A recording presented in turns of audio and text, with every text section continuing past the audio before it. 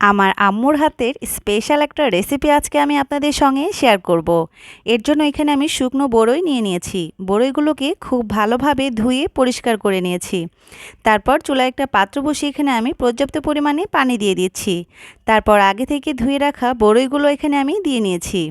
তারপর দিয়ে দিচ্ছি স্বাদমতো কিছুটা লবণ, হাফ চা চামচ মরিচের গুঁড়ো আর দিয়ে দিচ্ছি হাফ চা চামচ হলুদের গুঁড়ো।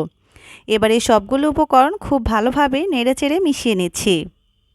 তারপর এটাকে আমি ঢাকনা দিয়ে ঢেকে 5 মিনিটের মতো রান্না করে নিচ্ছি, যাতে বড়ইগুলো খুব ভালোভাবে সিদ্ধ হয়ে যায়। দেখুন 5 মিনিট পরে ঢাকনাটি উঠিয়ে দেখিয়ে দিচ্ছি, আর সবগুলো উপকরণ আবারও খুব ভালোভাবে নেড়েচেড়ে মিশিয়ে নিচ্ছি। এরই মাঝে কিন্তু বড়ইগুলো খুব ভালোভাবেই সিদ্ধ হয়ে গেছে। তারপর এখানে আমি অ্যাড করে দিচ্ছি 1 কাপ গুড়। মিষ্টিটা আপনারা আপনাদের স্বাদ মতো বাড়িয়ে কমিয়ে ব্যবহার করতে পারেন, তবে চাইলে এখানে গুড়ের পরিবর্তে চিনিটাও ব্যবহার করতে পারেন। তবে গুড় দিয়ে তৈরি করলে এটার টেস্ট কিন্তু অনেক গুণে বেড়ে যায়। তারপর এটার মধ্যে একটি বলক উঠিয়ে নিতে হবে। এবার এখানে আমি চুলায় আরেকটি পাত্র বসিয়ে দিয়ে এখানে আমি দিয়ে দিচ্ছি 1/4 কাপের মতো সরিষার তেল। চেষ্টা করবেন সরিষার তেলটি ব্যবহার করার।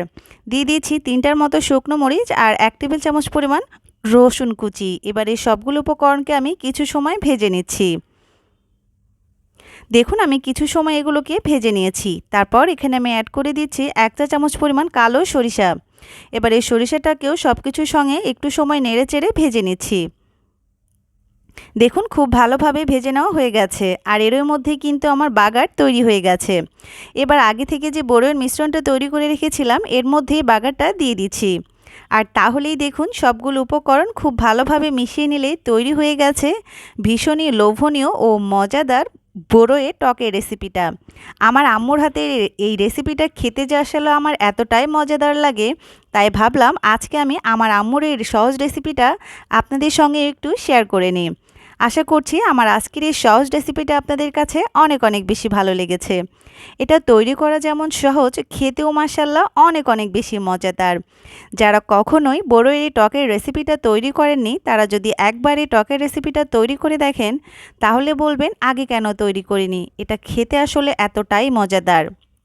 এটাকে আপনারা যে কোনোভাবে পরিবেশন করতে পারেন। চাইলে গরম সাদা ভাতের সাথে কিন্তু এটা পরিবেশন করে খেতে পারেন।